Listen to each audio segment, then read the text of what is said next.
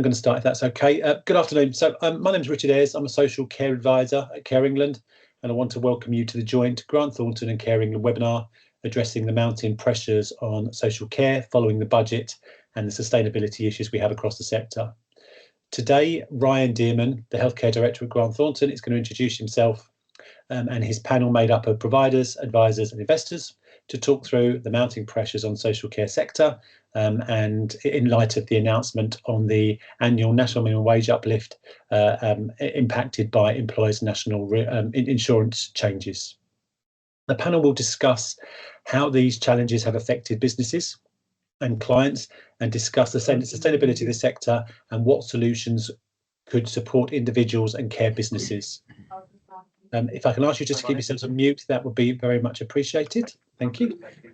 You are free to use the chat facility to ask any questions, or you can raise your hand once the panel has finished speaking, or you can email myself directly if you would like me to ask a question on your behalf.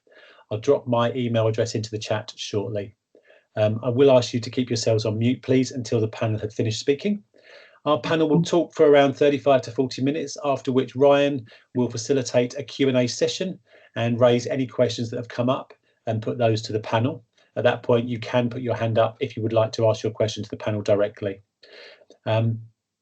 We are recording the session, and our intention, as always, is to note any questions and send an FAQ plus a copy of the recording within 48 hours of the event, depending on the number of questions that have been raised. We'll also send you contact details of the presenters and any of the panel members who are happy to be disclosed afterwards in case you wish to speak to any of them directly. So without further ado, please let me hand over to Ryan to introduce himself and the panel. Thank you very much. Thanks, Richard. And yeah, thank you everyone for joining today. As we said, we've got about an hour. So yeah, delighted to be here. As a brief introduction, I'm a director in our Grant Thornton's Healthcare Corporate Finance Advisory team. I've been with Grant Thornton for over 10 years now. I've spent the majority of which supporting health and in particular social care operators in a sector I feel hugely passionate about, as do our esteemed guest panelists today. If I could ask them to just introduce themselves for two minutes each before we get going. Peter Kay, we've got two Peters on the panel today, so make sure I need to get that correct. But Peter Kay, could I ask you to introduce yourself, please? Sure. I'm Peter Kinsey. I'm chair of Iris Care Group, a specialist provider in South Wales and the West Country. I'm also a health and social care consultant. Have been chair and chair of the Care England Working Age Adult Group and have been in the sector for 40 years. I was a CEO for 18 of those. Thorsten, can I go to you next? Yeah, very happy to. Very good to meet everybody virtually. My name is Thorsten Mack. I'm an investment director at Downing, focused on healthcare and education. I work within our development capital, kind of private equity team. I have over 25 years of investment experience, and at Downing sit on the boards of our, SEND platform, specialist care platform, neuro rehab platform, just to name a few. Maybe just a few couple of words about Downing. To those who don't know us, we're an investment manager founded in 1986. We are a B Corp. We have over £2 billion of assets under management at the moment. And the team that I sit in, development capital and private equity, we are focused on providing flexible and bespoke funding solutions for operating businesses that are looking to grow specifically. And when it comes to healthcare and education, we have kind of long-standing experience of investing in those sectors. Thanks, Thorsten. Shireen?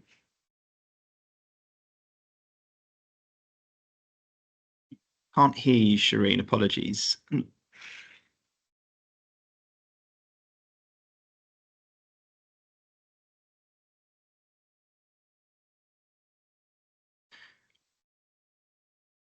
you hear me now? Yes. Okay, Yeah. Sorry about that. Good afternoon, everyone. Sorry for that technical issue. I own and operate Sarencroft Healthcare. We're a family business specialising in elderly health and social care across the UK, covering sub-areas such as nursing, residential, palliative, and a bit of YPD. A little bit more about us. I have recently spearheaded a launch of a health tech investment arm, primarily to advance the best healthcare technology within our space. It's grown organically as we've understood the need to make efficiencies in back office operations and also increase outcomes for our residents, both service and product led. We're very passionate about ESG, balancing profit with purpose, and I'm delighted to share that just at the end of last year, Croft was one of the first healthcare providers in the UK to achieve B Corp status. Brilliant. Thank you, Shireen. And lastly, but not least, Peter J, if you could give a brief introduction to yourself as well, please.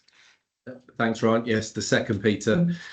Pete Jennings, partner at Grant Thornton, and I lead our healthcare sector coverage. Grant Thornton is a leading mid-market M&A advisor. We help vendors looking at exit options, looking at corporates, looking at fundraising, and we do a lot of work with private equity.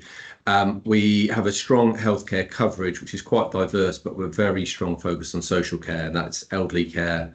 It's specialist care, it's domiciliary care, and it's specialist education as well. So very interested in the debate today. And we've also recently had a very strong focus on health tech with the innovation. Thank you all. So look, before we dive into discussion, I think it's probably important to set a bit of context and the scene for the discussion today. And look, we do want this to be quite a positive or kind of solutions focused discussion. So if I ask everyone to kind of bear that in mind as part of the discussions, but I think it is important to recognise some of the challenges that the industry is facing and kind of an ever-changing landscape. And just to pick out a few points in particular, we've got local authorities in England, budgeting a 24.5 billion spend on adult social care this year, and that is estimated by the OBR that we need to increase by 3.1% in real terms over the next decade to keep up with demand, spearheaded by an ageing population, but also an increasing demand for support from individuals between 18 to 64, which has actually grown 18% in the last 8 years and more than 3 times its population growth. We've got Age UK recognises that there's a 2 million of unmet need for social care demand. And yet we face this against a huge funding challenge for providers across the space, further impacted by the recent national minimum wage and NI increases, which amount to near 10% for providers, and local authorities on the further on the brink of collapse, and uncertainty over fee rate increases. We've got Baroness Casey's review on the adult social care that is not until 2028, an interim position where that probably leaves more unknowns and possibly some frustration in terms of the lack of decision making now. A challenging CQC regulator, if I put it politely, that are struggling to do an adequate and timely role for the sector. It would be inept of me to ignore the workforce challenges that remain in the sector, both from a domestic standpoint in terms of recognition and value of the career and pay, but also a shrinking workforce due to a number of migrant workers reducing over the recent year, and that will potentially struggle to keep up to pace with the growing demand. On a slightly, I did say I'd keep it a bit more positive. So there are some of the challenges, and that there'll be plenty of more that others will recognise and identify. But on a slightly more positive note, we have seen kind of for providers occupancy levels kind of return to pre-pandemic levels or above. Staffing vacancies at just over 8.3% across social care. That's a bit lower in care homes, near 5%, and higher for home care at 12%. But certainly their lowest rate for the last 3 years. Turnover rates in across the industry have also come down as well, and we've seen an easing of agency back to more to levels, as well as inflation returning as well to more sustained levels. And I would say that we noted EBITDA margins of around 26%, a sort of slight recovery this year from a period of decline. So they're just some snapshots and overviews of which hopefully set the scene for some of the discussion that we have today. If we jump straight into one of the probably a critical point here around funding challenges and what people are seeing in terms of fee rates, and Peter Kay, if I can come to you on that first to get your view on what you're seeing at the moment, what you're hearing. Thanks, Ryan. Well, you set the scene really well. I'm in touch with the CEOs of pretty much all the main specialist care providers. There's a huge level of concern about the national insurance increase linked to minimum wage. We're seeing more providers handing back contracts to local authorities and saying, look, this is just not financially sustainable. We are seeing more providers getting close to the edge of financial viability. There's also redundancy proposals being made to shed particularly central head office staff to try and recoup the additional cost, particularly of the national insurance increase. There's a lot of lobbying. Care England have organised a protest, a demonstration in London. There's a huge amount of concern. What we really want is for social care to be exempt from the NI increase. The NHS, as I'm sure you know, are receiving additional funding to meet the cost of the NI increase. So are local authorities, but care providers aren't. On the fee increase, it's a bit early with fee increases because it's only February. So most providers are in the process of agreeing their budgets for next year to then send letters out. But the anecdotal evidence so far is a bit mixed, but certainly there are a number of local authorities, as Ryan indicated, who are right on the edge and are already saying, look, we can't give you a fee increase this coming year, or it'll be very small. The general feeling is that the increased cost is going to be around 9%, very similar to the figure that Ryan quoted. So I think care providers are going to be asking for something in the region of 9%. I think that there isn't much optimism that they're going to receive it. It's more likely to be about half of that, I suspect. And that is going to push some providers over the edge. And as I say, increasingly contracts being handed back, and local authorities are going to have to pay because someone's got to provide the care and support for people. Yeah, I think it's thank you, Peter. Yeah, completely agree. It's that uncertainty as well that creates a lot of issues. We know the additional costs that will be that are coming through and that will be effective from April. Yeah, it's really hard for you as operators to make planning decisions on the future, on growth, when you don't know yet what you're going to be paid. And often there'll be a period, won't there, where that is not agreed until much later on in the year. And it takes I mean, we're still trying to chase up a few local authorities from 24-25 now, as we're coming to the end of the financial year. They've got a much better system in Scotland where nationally they set the inflation increase and all local authorities provide the same fee increase. Gives much greater certainty to providers. Be much better if we had that system in England rather than the ad hoc negotiating with every different local authority, and they very often require you to fill in complicated templates, take ages. Every template is different, and one suspects it's the deliberate strategy to make it more difficult for providers to actually bother requesting fee increases. And also, we need to have more visibility. We only know 6 months beforehand what the minimum wage increase is going to be. Be great to have visibility over the next 5 years of minimum wage, so we're in a position to plan. Shireen, if I ask you to come in on this point, as a smaller operator, how do you manage this, and what has your experience been so far? Very similar, to be honest with you. We haven't had much visibility in terms of where fees are going this year. We have been speaking to local authorities for the last 3 or 4 months now, and very little information is coming through. It is going to have a big impact on us. The care sector, well, especially a lot of our staff are part-time staff, and the threshold is going to be impacting a lot of them. The other thing which is really going to impact us at some point is the change in workers' rights, and it's going to have an immense impact on the cost of recruitment. We need as a sector, we need to be communicating with one body. We have to communicate with each local authority. Some of our homes have contracts with multiple local authorities, and that makes it harder to manage, essentially.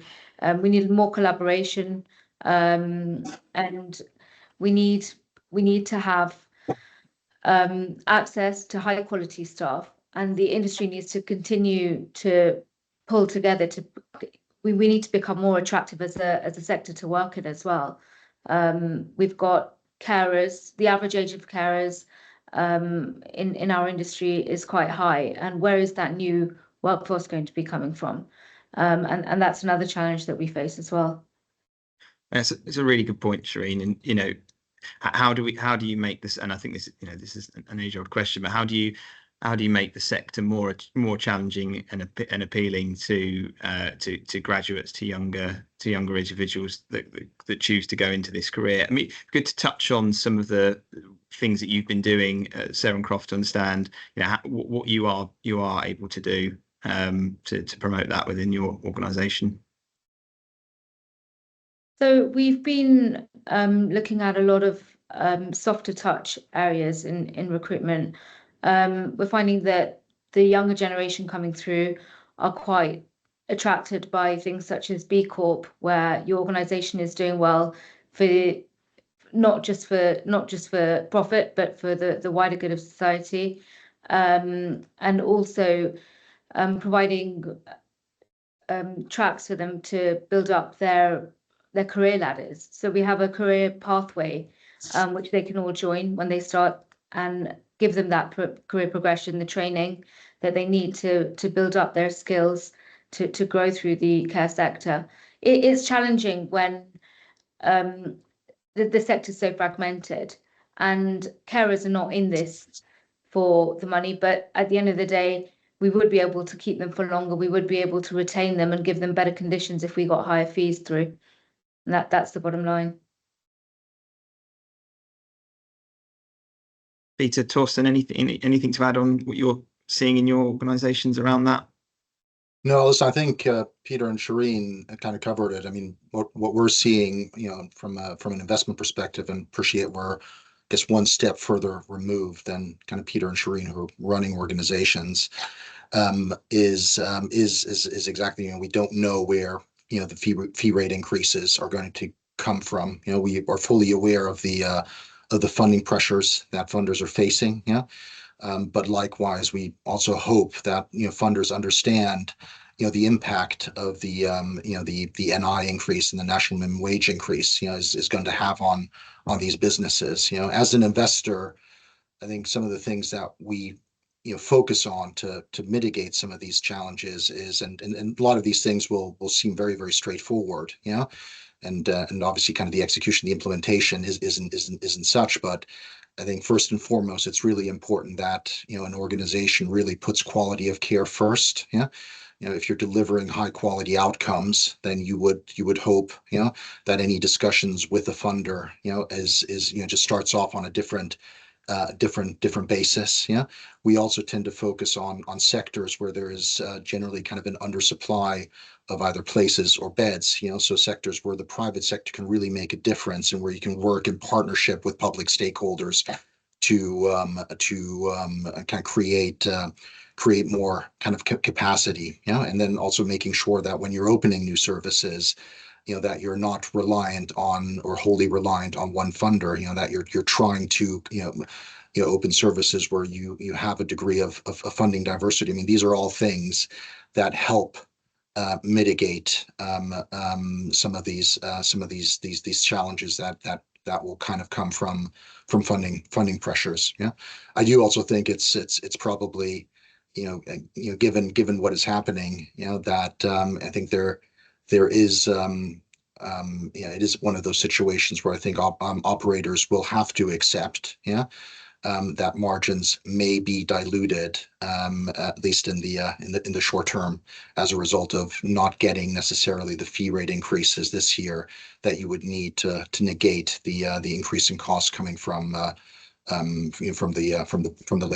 labor budget. And yeah, Thorsten, that's an interesting, and I think a fairly honest view. And as someone who invests into the sector, across the sector, that hasn't dampened your appetite to invest, and has it? Or question mark?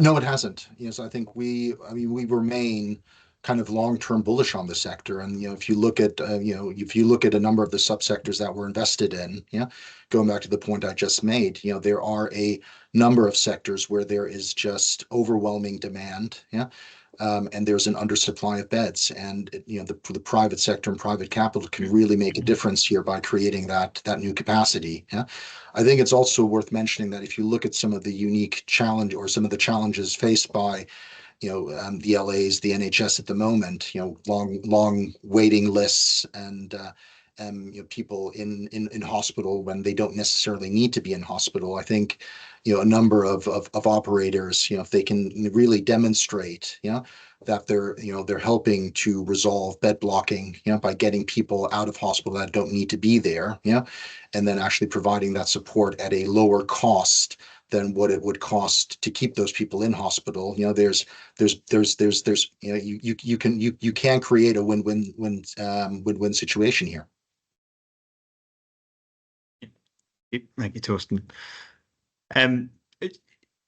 With that in mind, what are operators are doing to I guess try and focus on the operational side, the efficiency side, and particularly thinking around technology changes? And healthcare as a sector is generally behind on technology, but I think there's a growing need and desire to want to take on technology improvements to help streamline services, to allow carers to do more of the value add services. But Peter Kay, it might be good to get your view on kind of how you're thinking about technology, and how that's working in Iris. Well, sector-wide, there's definitely a move to things like online care planning. So we as a sector, particularly with companies like Nourish, who are probably the main provider of online care planning tools, I think we've belatedly moved away pretty much as a sector from paper records, which we've had for a long time, and things like time and attendance systems. Quite a few providers are implementing those as well. The next step, and this is where AI comes in, is really thinking about data warehouses and how we use really intelligently the huge amount of data that we have about the people we support. So a very practical example, something I saw a little while ago, was a comparison of data for an individual. This is somebody with epilepsy, and we know that a trigger for epilepsy can be constipation. And this data on this person's bowel habits were cross-referenced to data on their epilepsy to identify, and lo and behold, there was a pattern that when this person was constipated, there was a higher likelihood of an epileptic seizure. It's one little example, but we have an awful lot of data on people and how they're doing, on their behavior, and we need to be much more intelligent about how we use that. So in specialist services, we employ loads of staff to provide 1-to-1, 2-to-1, 3-to-1. I've even heard of people on 8-to-1 support for challenging behaviour. If we could use our knowledge of the individual in a much more intelligent way, would we necessarily need to have all those staff around, costing a lot of money, sometimes using agency staff who may not be that committed to the individual? I think the next step is going to be using AI to really think about how we change the staffing model, because we do have a very staff intensive model, which is expensive and is increasingly difficult to sustain because of the difficulties we have with recruitment. We have a workforce, we have an aging workforce, a number of older people leaving, younger people not necessarily coming into the sector or not staying in the sector. And we know in both older people and specialist services that demand is rising. So we have to find a different way to provide support without always thinking it has to be staff doing the work. And Peter J, in terms of from a M&A perspective and landscape perspective, how important is technology becoming in the discussion at the moment? It's fundamental. I think we recognise that healthcare and social care in particular is never going to be kind of the forefront of technology, but it needs innovation to be able to help deal with some of the challenges that we're all talking about here. Kind of the reference that Thornton made around quality and actually being able to have data and outputs that demonstrate quality and outcomes is super important. We talked about people and staffing. This is such a staffing heavy industry and sector that it's hard to move away from that. But what can be done to make sure that it optimizes the time that carers spend caring rather than other more menial tasks. So I think to Shireen's point earlier, that this is the whole sector needs to sort of try and find a way of making care and caring a career and a valued career, and how can technology support with that? There are lots of jobs and areas that AI may come and make interfere or make obsolete, but caring is not going to be one of them. So kind of how can technology support and help the carer and make that role even more fulfilling and even more valued? I think it's going to have a massive part to play in how the whole sector evolves. I think it's also a key sort of investment thesis. We heard Thornton earlier talk around how investors look at the space, despite the sort of the immediate funding challenges, there are a lot of things around the sector which make it a very attractive space to invest. The longer term profiles and demographics and demand, and the lack of new product coming onto the market, new build coming onto the market. There are investment opportunities, and that investment in technology is also one of those opportunities within the space to help with that efficiency gain, the productivity gain, to deliver the care of tomorrow. Thank you. Very, very relevant, and I think that linked to and I think it's mentioned here in the chat as well around preventative care, and obviously chimes very well with Lord Darcy's report on community-based preventative care. Shireen, I know you mentioned at the onset you're doing quite a lot in technology. I think it's quite interesting to hear. It'd be interesting to hear a little bit more around how you're looking at that. Particularly as a smaller operator as well. On the backdrop of the funding and financial pressures we're talking about, I think it'd be really, really good to hear your approach on it. So AI has a massive potential to improve not only healthcare quality but also lower costs. What is critical about this is that patients understand and accept AI prerequisites, and that clinicians and patients also understand how it functions so that they can understand the benefits of it. There are so many things out there already at the moment, and I feel like in the UK we're a little bit behind the curve on this. But simple devices that can, read changes and movements in vitals in residents, which are measured through sort of changes in electromagnetic waves or infrared smart sensors, to see if a resident wakes in the night and how many times they go to the washroom, or to see that they're turning around to fall out of bed or get up, can be massive in terms of reducing the time and burden on staff. And I know, for example, care homes in Dorset were being given grants of up to £10,000 to install technology like this as part of a £8.2 million digitalisation programme. But we need to see more of this. It's so behind the curve, and I feel like this is a massive opportunity for the social care sector.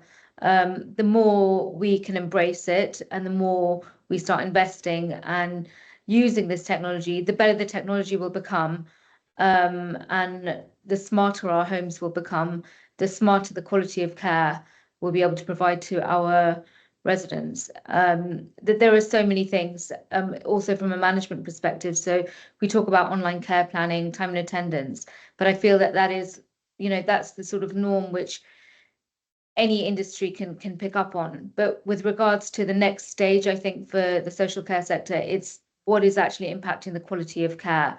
And we know that from even a diagnostic perspective, AI is so much smarter, so much more reliable on the results of reading scans, on understanding what residents' needs are. And if we got better communication between hospitals, between local authorities, between pharmacies, on our residents, there would be much better outcomes, essentially, throughout. And I guess that's helpful context, Shireen, in terms of, and probably it's open to the panel, but in terms of the CQC and how does the regulator keep pace with all these technological advancements? Is that possible? What are people's views on that? I think it is very much all dependent on care outcomes and quality outcomes. Where staffing is not stipulated, I think it is easier, but you have to work with the regulator as a partner rather than letting them find out about it in a different sort of way. And I would essentially bring them on and collaborate with them and share the findings with them to say, look, this is what we're investing in.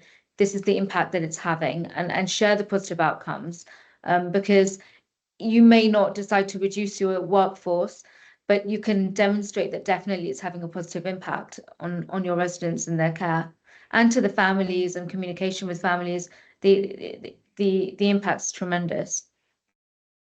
Just to build on that, I do think that this is where the regulator needs to get to use data to prove or to evidence outcomes, kind of, rather than where the regulator currently is with almost like spot visits on estates. This is the way to assess and give a proper quality rating and guidance around outcomes and care quality. But it feels like we're a long way from that at the moment. I mean, it's probably also just worth mentioning, that I think as the panel has mentioned, data here is your friend, yeah, and actually, if you can collect data and demonstrate outcomes, it should, theoretically make the job of the regulator easier as well, yeah, which then has, again, kind of benefits all around, and would help the regulator, I guess, cope with some of the challenges that they're currently facing, as well. So, going back to what Shireen says, really working with the regulator as a partner and having them embrace kind of technology and data is, I think, quite an important initiative. It will require a cultural shift in CQC towards working in partnership with providers, which for the last 6 or 7 years has been absent. It was there in the past, and hopefully it will be there in the future, but it's felt very adversarial for a number of years. And as we know, CQC is really struggling as an organisation right now. Everyone. Yeah, agree. Collaboration is absolutely critical to getting this right. Got conscious of time. We haven't touched on the social care 2028 reform, but maybe we could combine that with a question for each of the panelists, just around that and their kind of outlook for the market in the kind of short and longer term, and I guess the one key thing that they'd like to see come out of that review. Peter Kay, can I start with you? Yeah, the most important thing is that the review doesn't just focus on older people's services, because previous reviews have tended to focus on how older people's care is going to be funded, the balance between the individual paying and the state paying. In specialist services, that doesn't apply. The people we support are funded either by the NHS or local authorities. So we need to have our fair share of the consideration. I think it goes back to what we talked about with, well, really importantly around data and technology, but also making social care a valued career.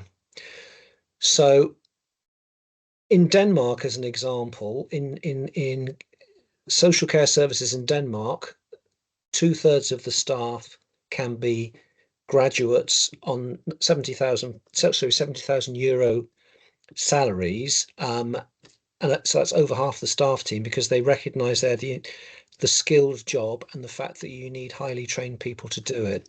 I think we need that degree of step change in the way that we look at the social care workforce. If we just tinker around the edges, it's not going to change. We have to make nursing is highly valued. It's something people choose to go into as a vocation. They feel very proud to be qualified nurses. The remuneration could always be better, but is reasonable.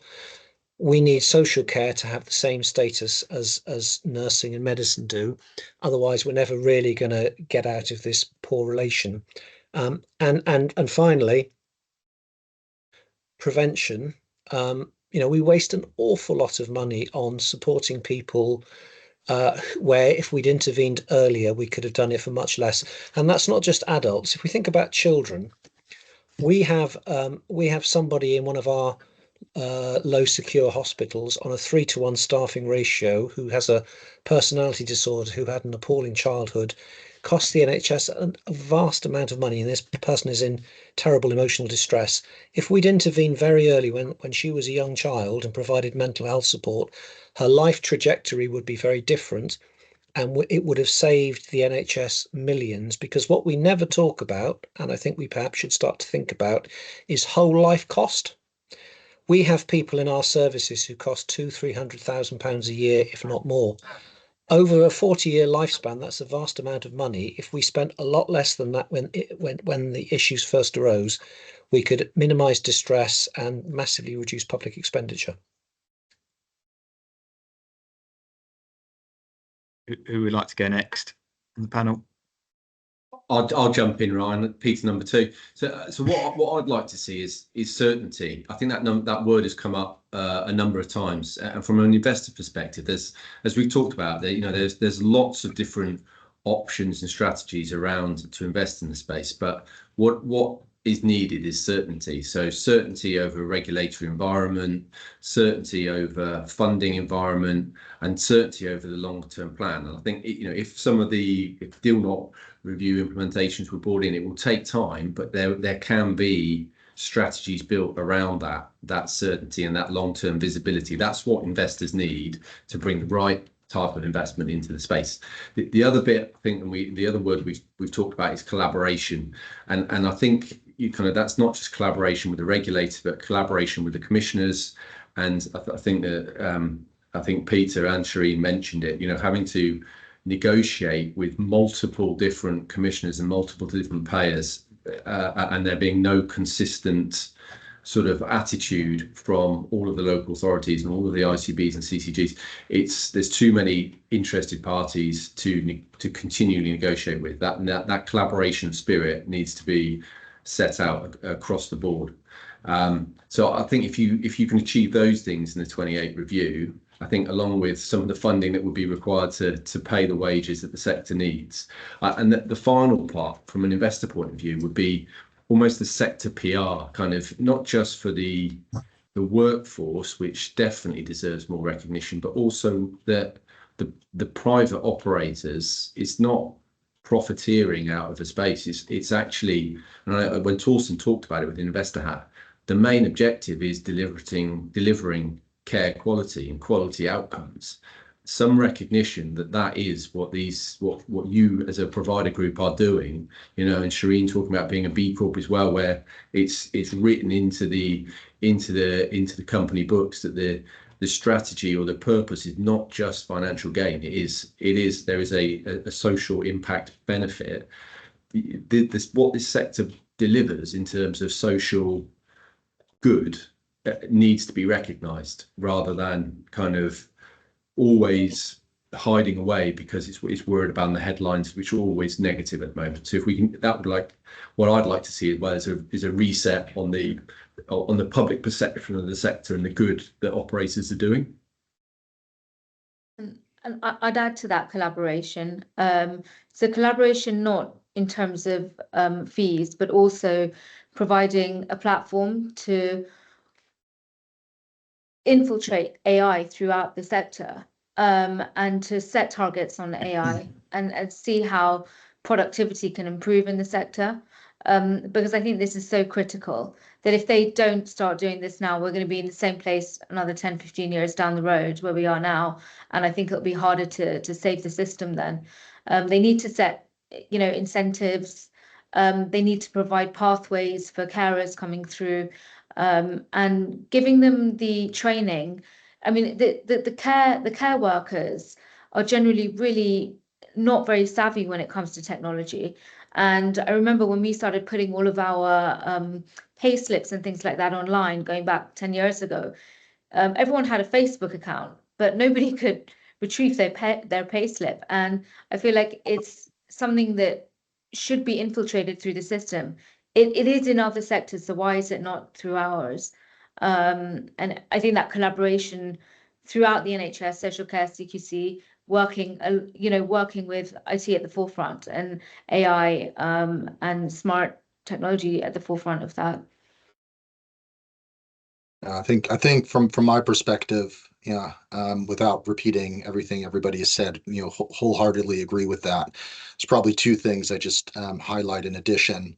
Again, going back on the collaboration piece, there are some fundamental challenges, as we've discussed on this call, that the healthcare and social care sector in the UK are having to kind of cope with. Yeah, and it'd be much easier to deal with those challenges, if the let's say public and private sectors, if they work together, so it's not an us versus them or them versus us, really working in collaboration and changing that mindset, I think is key. Yeah, I think the other thing I would say is there are a lot of providers out there doing really amazing work, yeah, and doing a stellar job looking after some of the most vulnerable people in our society, yeah, and trying to find a way of also reducing some of the bureaucracy when it comes to opening new facilities, so some of that really kind of great expertise can be expanded,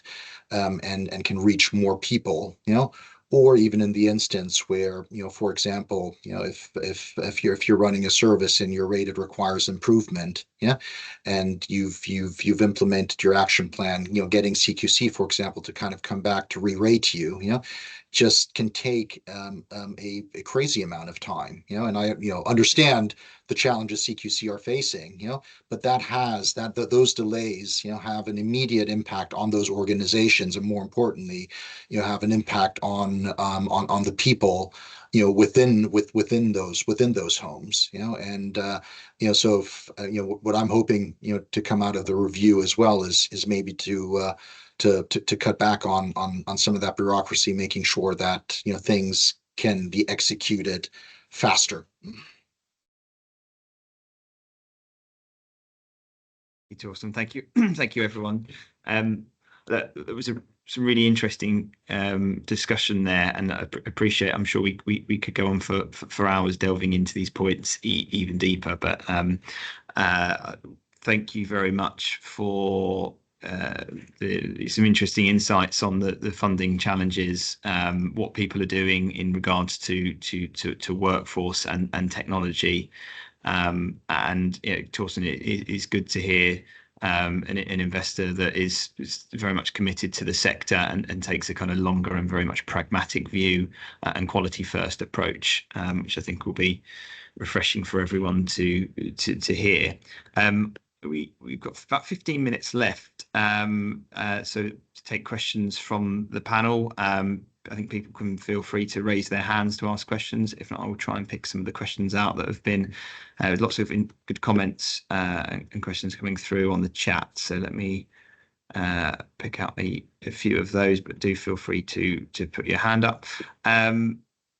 One came in from email. What options do care providers have if we're going to be unable to pay staff from the 1st of April if local councils and the NHS do not fund NI changes in full? Who would like to have a go at that one? Thank you, Peter. Okay. Well, I guess it's handing back contracts or staff redundancies, unfortunately. is that something you would realistically consider in terms of handing back contracts? I know no one wants to be able to do that, but is that a reality? Well, it is, though interestingly, twice in the last year when we very, very reluctantly said we had to do that because we weren't getting the fee increases, the families of both individuals were very concerned, raised their concerns with the funding local authority, and we got the funding and the people stayed with us. So sometimes, unfortunately, a degree of brinkmanship is required, which isn't the way we should do things, but that seems to be how sometimes you have to work it in the sector. Peter, did you have evidence to support that increased care need or the requirement for the fee uplift? Is it, again, to the point we talked about earlier, data, supporting the additional fee requirements when you're in that sort of situation is also really important. Yeah. This wasn't a change in need, Peter. This was a historical so inflationary increases had been non-existent or very low for a number of years, and the gap between the cost of the service and the funding was getting bigger and bigger to the point it became unsustainable. And we said, look, you need to give us a decent fee increase, otherwise we'll have to give inflationary uplift, otherwise we'll have to give notice. They said no. We contacted the families. We said, very, very sorry. We're very reluctant to do this. They understandably were pretty upset about it, got straight onto the local authority, and they turned around and gave us the funding we'd asked for. I mean, we do it on a case-by-case basis as well. Sometimes you do need to get the families involved, and I don't think we can be apprehensive about doing that. I think it's a factual matter. There's data to back it up. You can provide your breakdowns of your costs, where your other costs have gone up, and I think that's how we have approached our local authorities. We're sort of 75% local authority funded. And we do approach them very often on a case-by-case basis to say, right, resident X, these are the needs, these are where things have changed. And maybe their needs have not changed, but this is where our costs have gone up, and it has to be matched. So yes, I wouldn't be afraid to get families involved, but in a collaborative way wherever possible. I think there was a go on, Shireen, sorry. So, I mean, we got through COVID. It was a tough time, and I think it's that as I've mentioned, the demand in the sector is still there. Demand is not going away, and that's a fundamental driver of the sector. And I think we need to focus on that as providers and see what happens in April. But I think the local authorities know that they've got to be coming up with something decent to make it sustainable. And I think there was a recent case with, I think it was Stoke County Council, taken to court over a 1.4% increase, and that was found to be an unlawful process, and they've got, I think, another 28 days to go back and revisit that. Whether they'll get to the levels that they need to, but I think it is, I think that will probably be a bit of a warning sign for, hopefully, for some of the local authorities. And I'm going to be exploring with the lawyers involved to see to what extent that sets a precedent, Ryan, because if it does set a precedent, I've seen the case that the provider put forward 6 grounds for why Stoke were unlawful and unreasonable. The judge upheld 5 out of the 6. So if some of those principles have got wider application, this could set a precedent for all local authorities.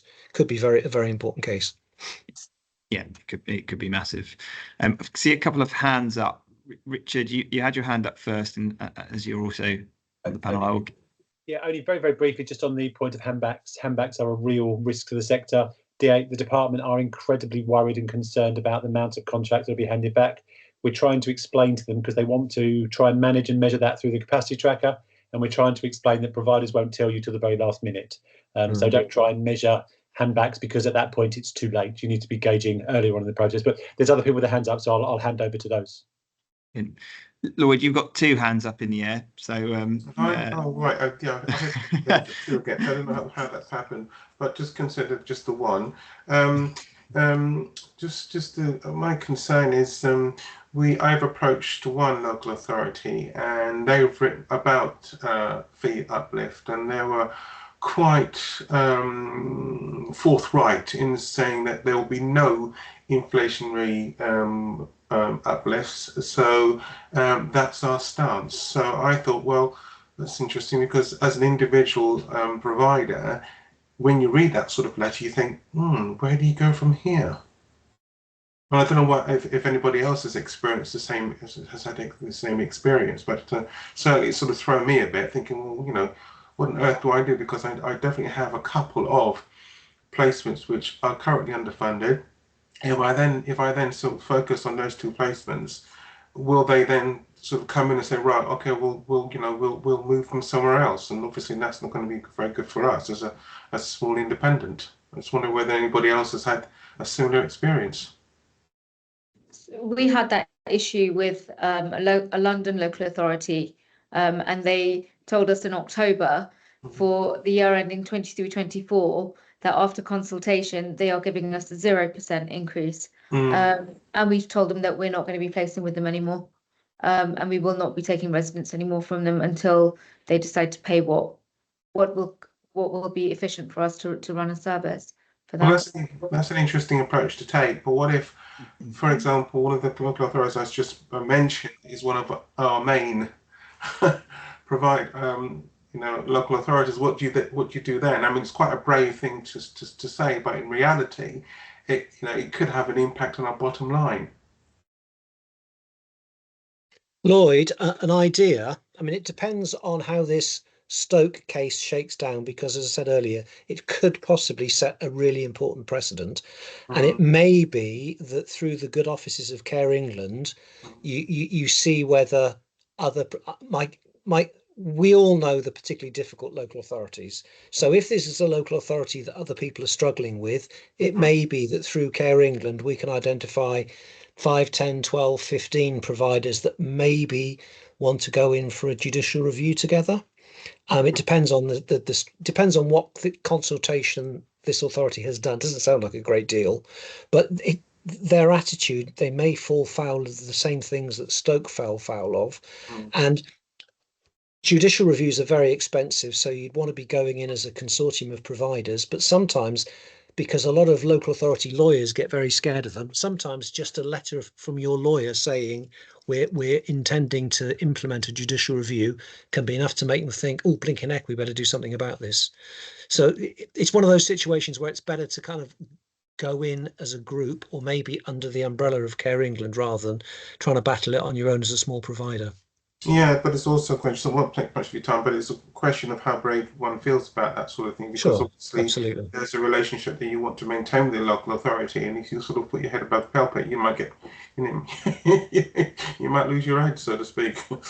I've put some resources into the chat for you of a webinar we did last week on exactly that subject, which will help you with the negotiation of that position.